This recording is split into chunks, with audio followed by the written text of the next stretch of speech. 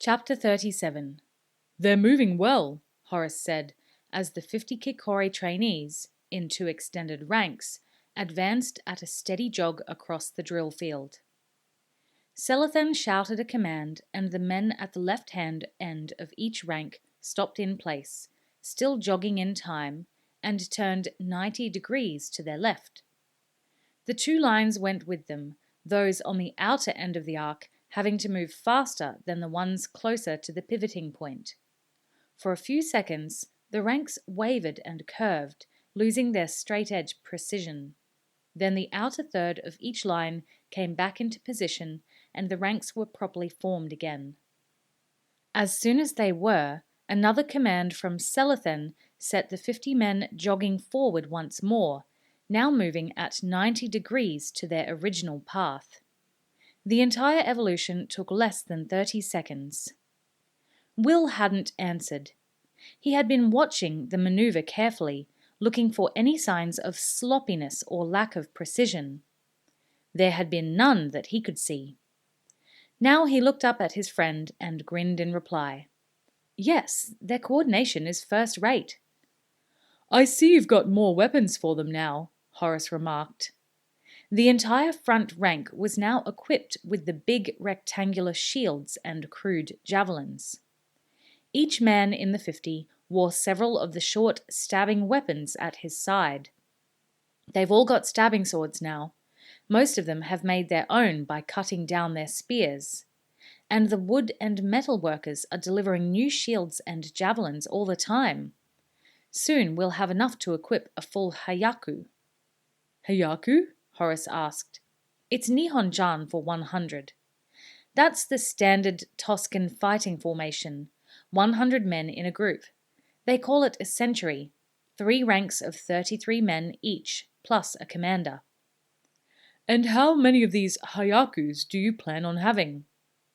"I figure 2. It'd be nice to have more, but we just don't have the men. And Holt says a small force, properly trained and disciplined, can be very effective." "That makes sense," Horace said. The troop halted now, and those in the front rank passed their javelins back to the men behind them. "We share what we have," Will explained to Horace. "Since so much of the training depends on moving and turning as one unit, it doesn't matter if not everyone is armed yet." As the troops waited, 20 of their fellow trainees ran onto the drill field and placed dummy warrior figures in a line facing them, about 50 meters away. Once that was done, they hurried from the field, and Selethen gave the order for his troops to advance once more. "Kame!" Selethen shouted. Instantly, the front rank raised their shields above head height, while the second rank mimed holding shields horizontally to form a roof. Thus protected, they continued their steady advance, boots tramping in unison on the packed ground.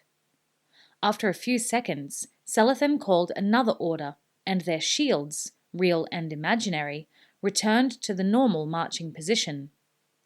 The dummy enemy soldiers were now a mere 40 meters away. Another order from Selethen saw the front rank continue to march while the second rank halted and drew back their javelins. As one, on command, they hurled the weapons over their marching comrades, sending them arcing up and over to come smashing down into the line of fascines 40 meters away. Then they marched in double time to regain their position behind the front rank. Half of the fascines had been struck by javelins. Some were spilled over on their sides, while others leaned drunkenly, supported by the heavy javelin shafts that now sagged to the ground. Selethen upped the tempo, and the entire 50 moved forward at a steady jog, stabbing blades flickering menacingly in the narrow gaps between the shields. As the front rank reached the enemy line, the second rank instantly closed up tight behind them, shoving and adding their weight to the impetus of the leading rank. Finally, Selethen called a halt to the drill, and the trainees relaxed, grounding their shields. The rear rank moved to collect the javelins. "Selethen's doing a good job," Horace said, As the tall Aridi moved among the men, making comments to them, encouraging some, praising others, offering words of advice and correction where needed. "Will he command both Hyakus?" "No," Will replied. "They need to work independently. That's something I wanted to talk to you about. Will you take command of one of them?" "Me?" Horace said, a little surprised. "I assumed you'd want to command one of them. After all, it's your idea." But Will was shaking his head. "We need 2 good battlefield commanders," he said. "You're better at it than I am. Holt and I can stand off and keep an overall view of things. We'll keep Shigeru's senshi back as a reserve and send them in wherever they're needed." Horace couldn't help a grin forming. "Ah, you Rangers," he said. "You love to be the puppet masters, don't you?" Will hesitated, about to deny the joking accusation. Then he spread his hands in defeat. "Well, yes, actually we do. But also, we're better suited to long-distance fighting. You're the close combat expert." Horace had to admit that the potentially devastating effect of Will and Holt's archery would be a valuable resource to have in reserve. "I'd be honored to command one of the Hyakus," he said. "I've been feeling pretty useless lately, sitting around in my cabin doing nothing." He paused as a thought struck him. "I'll have to learn all the commands and drills." "That won't take you long. We've kept it all pretty simple, no insult intended. It's something Holt always says. Do a few simple things really well instead of a lot of complicated maneuvers that can go wrong in the heat of battle. You'll pick it all up in a day or so. And with you and Selethan both working the men, we'll get them trained in half the time." Horace nodded. The thought of having something constructive to do was a satisfying one. After the tension and danger of the flight through the mountains, the past few weeks of inactivity while his injured ribs healed had left him feeling stale and empty. Now he felt a sense of purpose once more. He slapped the hilt of his sword and frowned as he encountered the unfamiliar shape of the katana that he now wore. "I'll have to do something about this sword," he said. "After years of training with an Araluen cavalry sword, this Nihon-Ja katana just doesn't feel right." The opportunity to do so came sooner than he expected.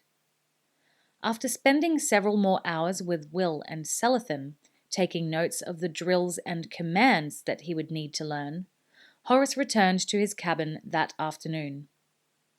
One of Shigeru's retinue brought him food and hot tea, and as he sat down to enjoy the meal, the man bowed. "Kurokuma, His Excellency requests that once you have eaten, you should visit his cabin." Horace went to rise immediately, but the man waved him back down. "No, no. His Excellency said you should enjoy your meal first. He will welcome you whenever it is convenient to you." Smiling, Horace acknowledged the message and sat down again. With most rulers, he knew, the words "whenever it is convenient for you" meant right now and 5 minutes ago if you can make it. With Shigeru, he had come to learn, they meant exactly what they said. The Emperor set no store in having his people drop everything to attend him on a whim. It was one of the reasons why his immediate followers loved him as much as they did. Even so, an emperor was an emperor, and Horace didn't waste any undue time finishing his meal. Once he had eaten and washed, he donned his warm outer robe, tied the sash around it, and pushed the katana in its scabbard through the sash. His boots were sitting ready on the sheltered step outside the cabin, and he donned them and set out through the falling snow. How different it all was to Araluen, he thought. And yet, in so many ways, it was the same. This little encampment in the mountains reflected many of the values he had learned in his home kingdom.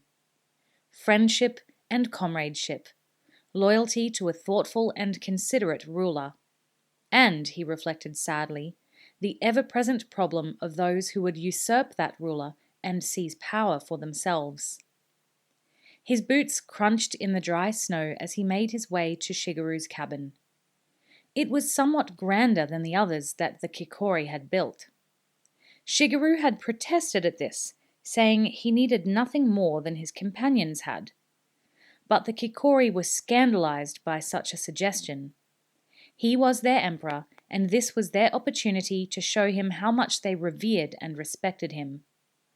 Consequently, Shigeru's cabin had a covered porch and 2 interior rooms, one larger room where he could meet with his advisors, and a smaller room where he could retire in privacy. One of the senshi stood guard on the porch. He smiled and bowed in greeting as he saw Horace approaching through the curtain of falling snow. "Kurokuma, good afternoon. His Excellency is expecting you." Pausing only to respond to the man's greeting and to take off his snow-encrusted boots, Horace stooped and entered through the low doorway. Shigeru was seated cross-legged on a reed mat on the floor. A small but brightly glowing charcoal brazier proved a welcome source of warmth in the room. The Emperor had a fine brush pen in his hand and a frame holding a stretched piece of rice paper across his knee.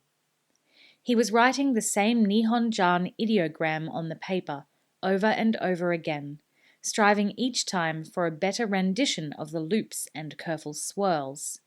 He looked up and smiled.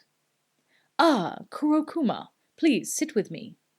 He gestured towards a low stool. Horace bowed, then sat.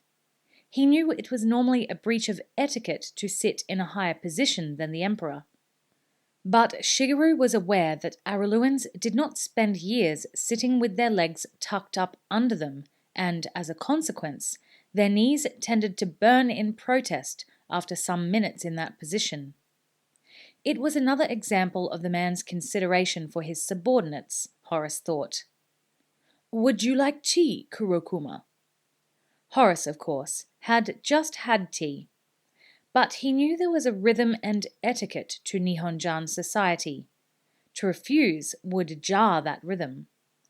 "Thank you, Your Excellency," he said, bowing from his sitting position.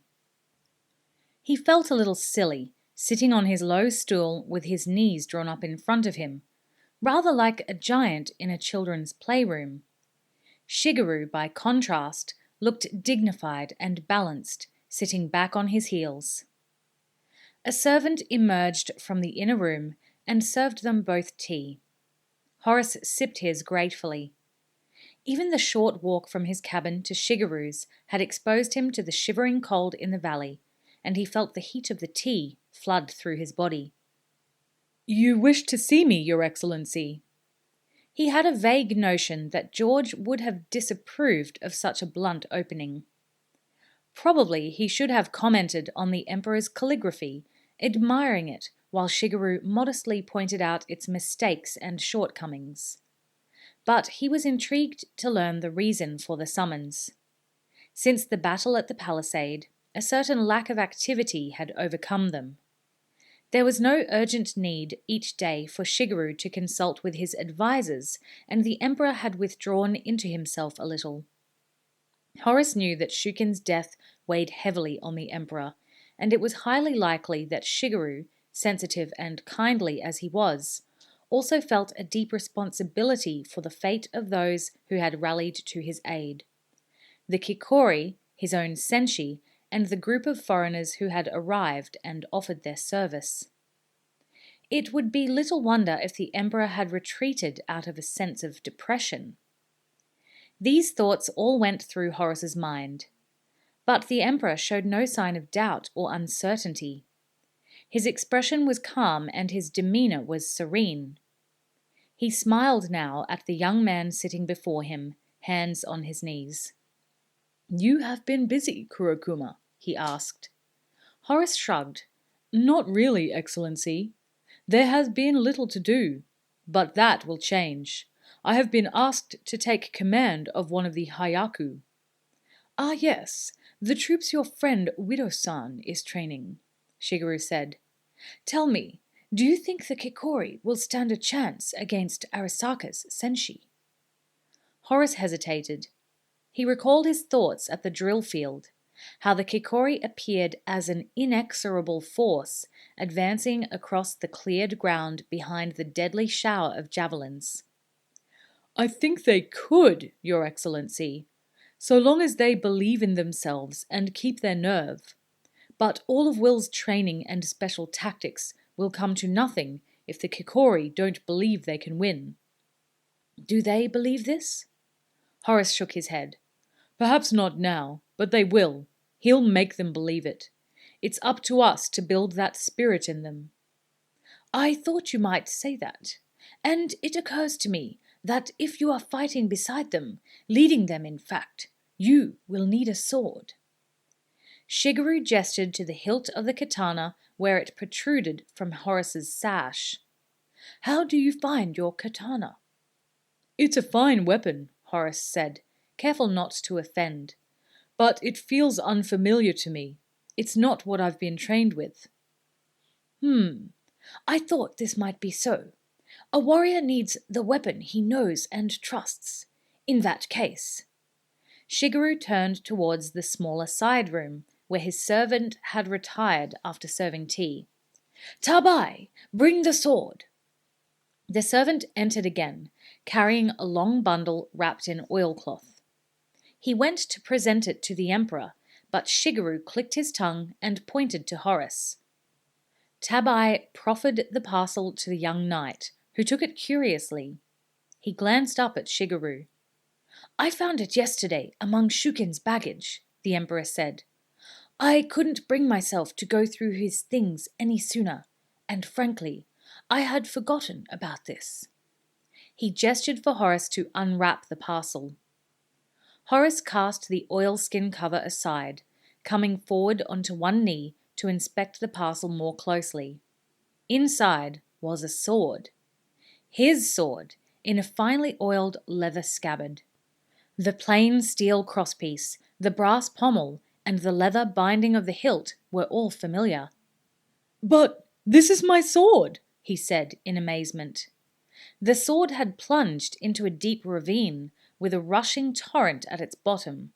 He couldn't conceive how it could have been recovered. "Look more closely," Shigeru told him. When he did, Horace noted that the leather binding on the hilt was fresh and new, unstained with the perspiration of a score of encounters and hundreds of practice drills. He went to draw it from its scabbard, then remembered that this was a gross breach of protocol in the Emperor's presence. But Shigeru gestured for him to go ahead. The blade zinged clear of the scabbard, and Horace held it aloft, a little confused. The balance was perfect, just as he remembered. It could have been his old sword. But now he could see the blade itself, slightly blued, showing a repeating pattern of half circles beaten into the steel that appeared as a series of wavy lines. It caught the dim light and gleamed as his old sword had never done. "It was Shuken's gift to you," Shigeru explained, and Horace remembered Shuken telling him to look for a parcel when he had left them to defend the ford. "He borrowed your sword one night in the summer lodge and had his own swordsmith copy it exactly." "But," Horace began, wondering why Shuken had gone to such trouble. Shigeru, sensing what the question was going to be, held up a hand to forestall it. "There is one difference. This blade is Nihon-Jan steel, much harder than your old sword and able to take a much sharper edge. Now, if you fight against the senshi, you will do so on even terms."